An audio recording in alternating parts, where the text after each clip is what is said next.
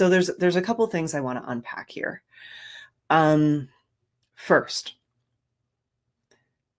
is it bad to use tools? Because I kind of feel like that's part of the question being asked here. Is it cheating? Is there something wrong in my ability? Am I not good enough if I can't do this without tools?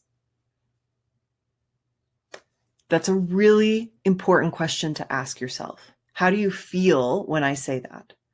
I know I used to feel a lot of shame around using something like a grid system when I first got out of university, because I had this impression that meant I wasn't good enough as an artist. Well, now I sometimes use it and I sometimes don't. It really depends on the work and how quickly I want to achieve something. All the tools at your disposal, including measuring tips, are tools that you get to decide how you use. And only you know your definition of what it means to be good at art. And that's, for better or worse, the definition you need to be working with in terms of setting goals and working on things to achieve. Because just because I might think to be a good artist, you have to achieve or do certain things, that doesn't mean that's your definition.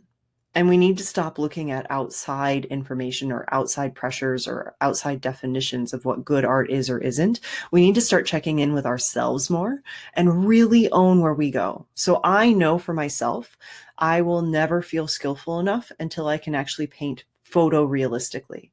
I have work behind me that's in different stages of completion, and I'm proud of it. I think it's pretty good, but I still hedge sometimes because I know what I want. And I want to be able to make art like C.J. Hendry, where it's like super photorealistic.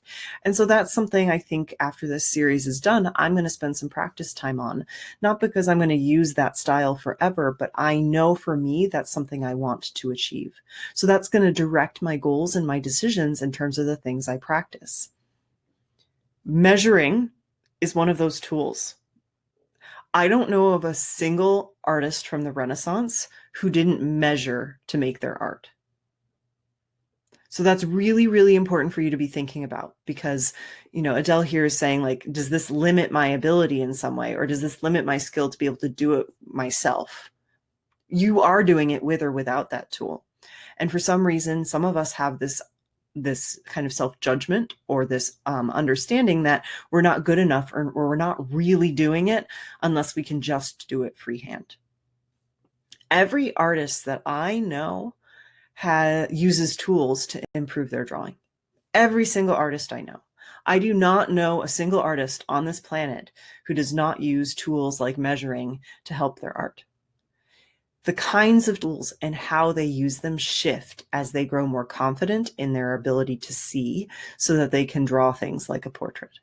So that's why for me, a lot of times I draw portraits and I don't need to use a grid anymore, because I can now see the space or shape and I can note details that I couldn't see in the beginning. So your use and understanding of measuring tools is going to shift as you build your skill and you train your eyes to see more. Because that's a lot of what this is again, training your eyes. So first we have that kind of judgment or definition of art that we need to be looking at with Adele's question. And then we need to ask ourselves, why do we think using a tool like that would limit our ability? Because that's essentially the other part of that question she was asking. Will this limit my ability to be able to do it freehand? No, it won't. What will limit your ability to do it freehand is if you prevent yourself from practicing. And, some people want more challenge. They want to make it harder for themselves. And if for some reason in your definition of making or being successful at this, using these tools feels like a crutch, or you feel like you're too dependent on them, well, then commit to a month of drawing without a certain tool and see how you do.